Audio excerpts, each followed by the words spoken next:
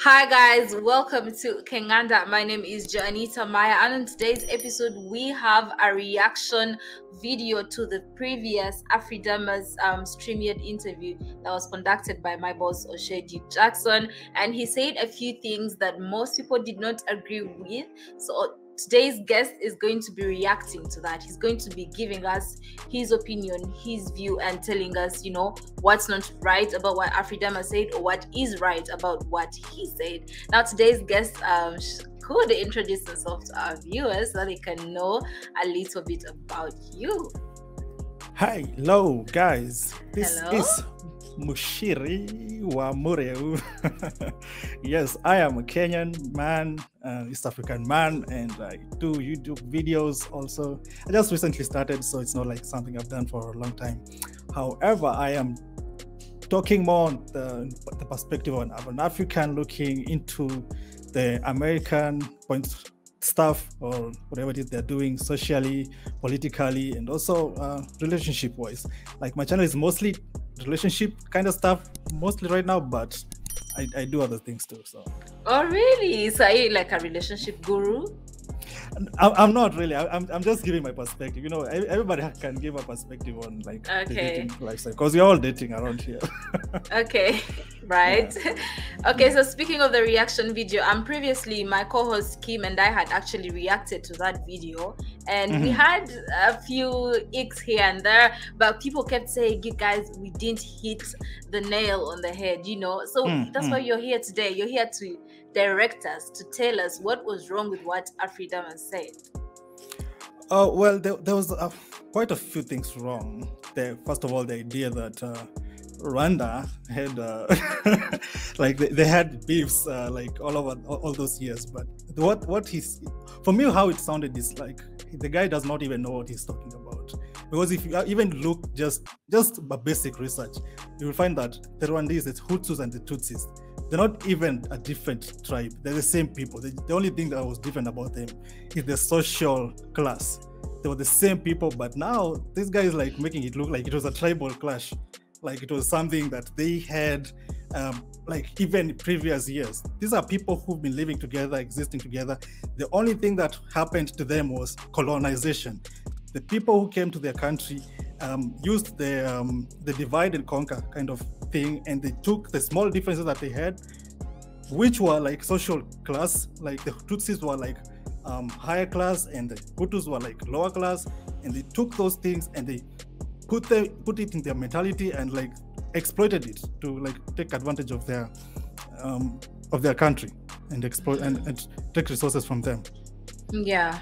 It's like that's also one thing he said. He said he was kind of pointing the fact that Africans were fighting amongst each other. That's why we needed colonizers to kind of come in and like stabilize the peace or something like that. And that's something I also don't agree with, honestly, because a friend of mine kind of mentioned that the France was a little bit responsible for what happened in Rwanda, but I'm going to do more research about that. Yeah, so I'm not saying the Germans, the Belgians, I think the French too, but they had a big role. Like, you see, if you're the same, like, I don't know Rwanda, how many tribes do you guys have in Rwanda? In Rwanda? Oh, this is in Uganda, I'm sorry. Uganda. Over 50. Over 50, like, yeah. And those tribes have been pre-existing, like they have been coexisting together for so many years, even before. But yes, they did have some conflicts before, but the conflicts were not as big as the Europeans were able to make them. They came in and used the divide and conquer kind of thing to separate us, and so that they can exploit us. Because there's no way you can exploit a united country or team or even tribes. But since they were able to like take these small differences and make them big, that's why even nowadays we are able to even fight because we have this idea that was given to us that this tribe is better and this other tribe is better because they were working with colonizers and stuff, But before then, we used to have like very small clashes that would never have even we didn't even have like these big guns that were bringing us to us like to fight their wars and make these conflicts, you know. So it was never a big conflict that he wants to make it seem like. Yeah. Yeah, I understand. What else? Because he said quite a lot. The first time I watched that, I was like, but he said quite a lot. What else stood out to you in that interview? Like the way he's saying that the colonizers, like, they helped Africa. They were not coming to help Kenya or Uganda or Rwanda. Like, even if he says that infrastructures were built, like, for us to benefit, that's a very, very the farthest of being away from the truth. Because these people are coming here. Even if you look at the railway lines, like the way they were constructed, they were making them precisely to be able to exploit and to take resources from the country, to take them to the coasts and the ports, and take them to their own country and develop their own countries. They were not coming here to develop Kenya or Uganda or Africa. They were coming to take what is ours, take it to their countries and benefit. And that's what they did. So he also said that he didn't benefit. Like, seriously, you can see their countries. They took our resources. They even have artworks there. I mean, the only things that we can't really pinpoint, like, they took is like the money or like or how much they benefited, because we were not able to even like take count, because we were almost enslaved, really, in our own countries. Yeah. I do agree, because when they came over, they came during a time when they needed raw materials too, and they needed a constant supply of that. That's why they were also quite specific with what was being grown in the countries they were trying to colonize. So there's also that. Even if you look at the UK, like, they used the debt that they had on their little kingdoms that they set up around, like the money they got from those places, that's the money they used to pay the US when the US came to help them with the World War, you know, and their debts. That's what the money they used. So when he's saying that they never benefited, like, that's the farthest thing away from the truth. Yeah. I agree with you. I agree with you. What else did he say that stood out to you? And even if let's give him that maybe they brought infrastructure, which is not, it's just a byproduct of what they were doing. They obviously needed to make some industries here so that they can exploit us, right? So those are the things they left, right? And he wants to make it like, oh, they brought these things like to you guys. No, like, they were bringing these things to exploit us. However, we are left with these things just because, I mean, it's just like, you're going to a place to like, let's take the example of maybe Elon Musk. If he goes to colonize Mars, does he have like the best interest for Mars, or is he trying to get more resources from Mars so that he can be richer and more powerful? Like, it's so weird. Like, he's thinking like this. That's true. The part where he said, "I know Africa doesn't know how to perform CPR," was a bit.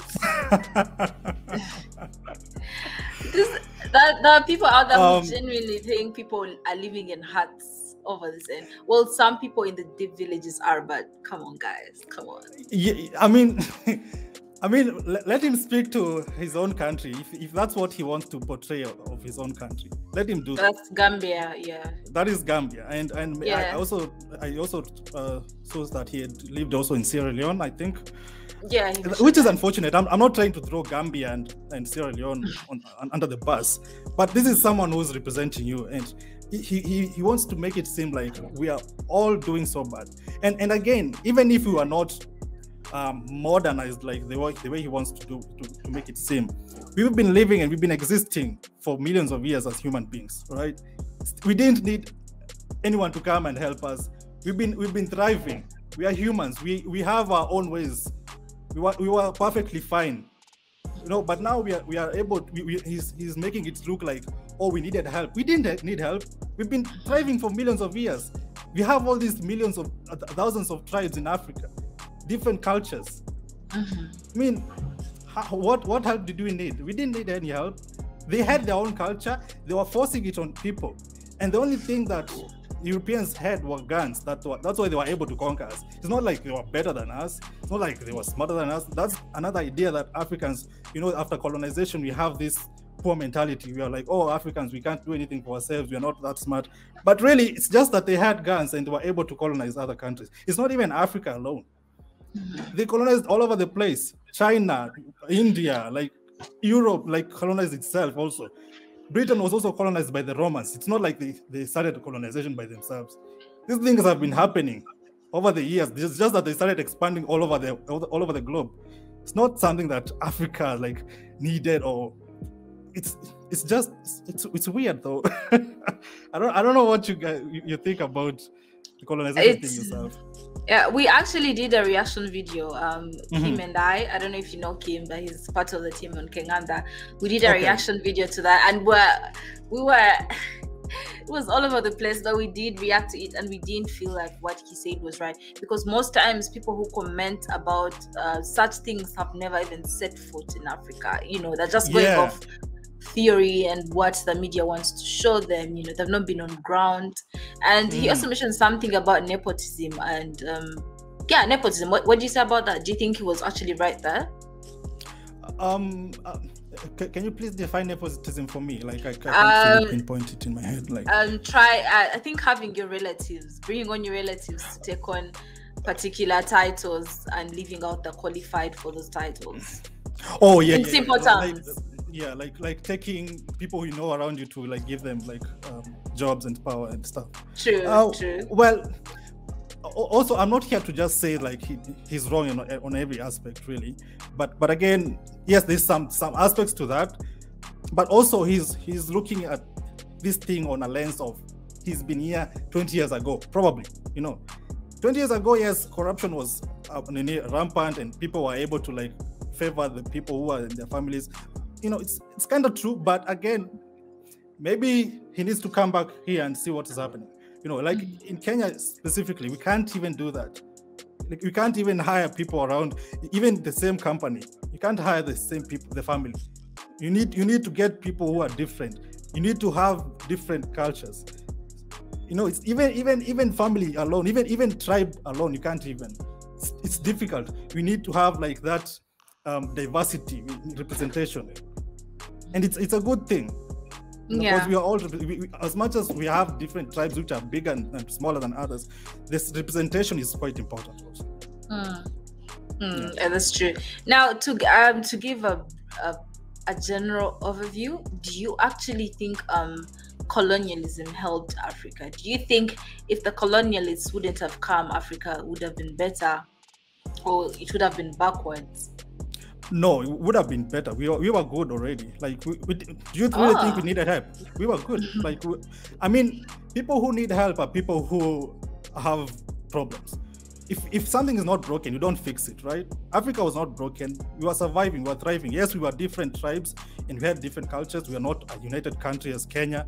Kenya has 43 tribes right now, including the Asians. That is mostly the Indian people who were brought here by the Indians, actually, by the British, actually. But we were thriving as different tribes. The only thing maybe they can say, like, maybe did was to bring us together and to work together. And the only reason we did that was to fight the enemy, which was the colonizers, because they were exploiting us. They were raping our women. They were taking resources. They were taking our land. They were colonizing us. They were,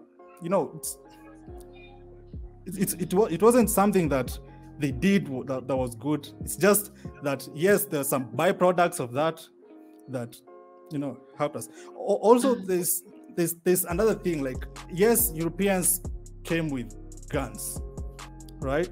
And they developed the guns there. But however, like, technology has to start somewhere. Even in Kenya, like, I don't know if you guys know, we are the country that started like M-Pesa, mobile money transfer, and it's now a global thing. Technology has to start somewhere, right? And the idea that Europeans are better and they should come and colonize other countries, it's not really the idea. Like, we should have just left Africa to develop as its own thing. Let us go to a direction that maybe right now we don't even know where we would have been as a continent. Maybe we would have been even at a better place, but they took that privilege away from us, that chance of growing as a different kind of culture and also evolving differently. It's good to have that kind of diversity. I do agree with you. Now, moving forward, what do you think are some of the practices Africans can practice to help them, to help them not think like that? Because whether we like it or not, there's some Africans who genuinely think they need to be recolonized again. Well, I think we need to be educated about our culture. We need to understand where we came from as a people. We need to understand that we are not stupid, like he makes us seem. We don't need anyone to come and save us. We are perfectly fine, but this has to come from you going deep as a person and looking deep into your culture. I see people trying to be so westernized, like they're trying to name their kids even like 2-3 names that are English names, and they're trying to eliminate their tribal names, especially in Kenya. Yeah, like especially in Kenya, it sucks. That's why I have my own African name. I have an English name. However, I'm actually in the process of actually removing it from my documentations. I do not need it. I'm not an Englishman. I am an African. I'm proud African. And the only reason I'm speaking like this is because I actually took time to dig deep into my own people, research who am I, where did I come from, what was the culture of my people, what were they like, were we as bad as the colonizers make us seem? Did we need all that people to come and rape us and to kill us and to take our land and to exploit us just to get a few roads, railways and airports? Doesn't make sense. We were perfectly fine, So you have to think about it in that perspective also. Like people have been educated mostly in the Western side of things, and they do not even understand their own cultures, and they're living in Africa. They're trying to be Westernized. They're trying to make music that sounds like Western. They're trying, everything is Western, but it's weird though. But you also have to understand that is the colonial mindset. That it's not like they're doing it intentionally. It's what they were programmed to be. That's how the colonizers had set this thing up,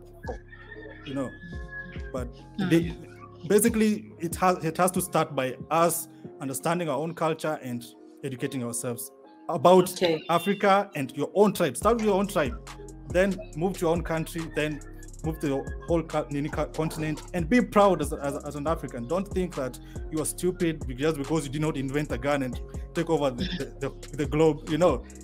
The same thing would have happened if Africans would have developed the guns. You think we would have been here sitting around? You'd be the one colonizing this, right? Because when you have the guns, who can't? Yeah, it's only the weapons that were helping them. True, exactly. Like you have to fear someone with a gun because they can take you out in a split second, right? Yeah, I mean they had guns, and even people were trying to fight them, even in like tens of thousands of armies. Who couldn't even take 1,000 people, because they had machine guns. They would just shoot them down. And of course, when you are like a traditional African, when you see that, those days you used to like think more in line of juju and witchcraft, Right. When you see that, obviously you think these are sent by God, and they're different. They look different from you, and they can exploit that now to even dig deep into your psychology and make it seem like they are better than you, and you start thinking that they are better than you, in which case they are not. That's really that's right, and that's true, and I hope everyone watching this kind of gets onto that train. Now, he also mentioned that slavery happened way before the colonizers even got to Africa. Can you dispute that? Well, no, it's true. It did happen. It happened mostly in the sub-Sahara, like Sahara area to the Arab area. That was almost 1,500 years ago. Yeah, something like that. But yeah, however, it was mostly Muslims coming over to take slaves who are not converting to Islam. That is how it happened. So they used to come. The Arabs used to come from the Arab countries and come to try and pass the Islam message to the African people and tribes. And whoever wasn't taking the tribes, their Islam religion, were being killed, even the king. So they had to like start taking the Islam culture and religion. Mm-hmm. However, they also started taking slaves who are not converting. So the kings would have now, because they were trying to save their own people, the people who are not converting, they used to sell them off. And they used to go there, they used to take a lot of men because they wanted men for the army and stuff, you know. But they used to go there and castrate them. Not most of those guys who were taking there, they were like, they never even survived. They don't even have children because they were all castrated. They were like, they're useless, you know. So slavery did happen, but it was not slavery between Africans. Yes, as much as Africans kings would have taken them, but they were just trying to save their own people. Because if they don't save them, these guys are coming here and killing us. And they have big armies. You know, it's like Africans, we used to have, small villages and tribes, like the way we used to live. And that's perfectly fine. There's nothing wrong with that. But the only weak point with that is that we were not able to defend ourselves quite effectively. I get it now. So, Shiri, thank you so much. Is there anything else you'd like to add? Please. Well, I'm not really sure I want to add anything else. Unless you have any questions. Anyone else who wants to see me maybe break this down a little bit more? I think I'm doing it like a proper reaction to it, like maybe a video and me like reacting word for word for what he's saying, and maybe agreeing and also mostly disagreeing to because I had not seen this video until you mentioned it. So I'll be doing it a proper breakdown like the way I did the first video. So anyone who is interested in that, I'm going to be doing that in my channel. Check me out, Muchiri or Muriu, and let me know what you guys think. And that's on YouTube. The channel is on YouTube. Yes, that's on YouTube. Yeah, so we'll also put it in the first comment pinned right there, so that anyone who wants to follow you and to see what you want to do can follow you right there. So thank you so much. Thank you, Joanita. Yes. Okay. Yeah. All right, guys, thank you so much for watching this video. Please like the video and subscribe to our YouTube channel. Follow us on all our social media pages: Kengana Nation Instagram, Kengana Nation Facebook, Kengana Nation Twitter. I'm your host, Joanita. I'll see you next time.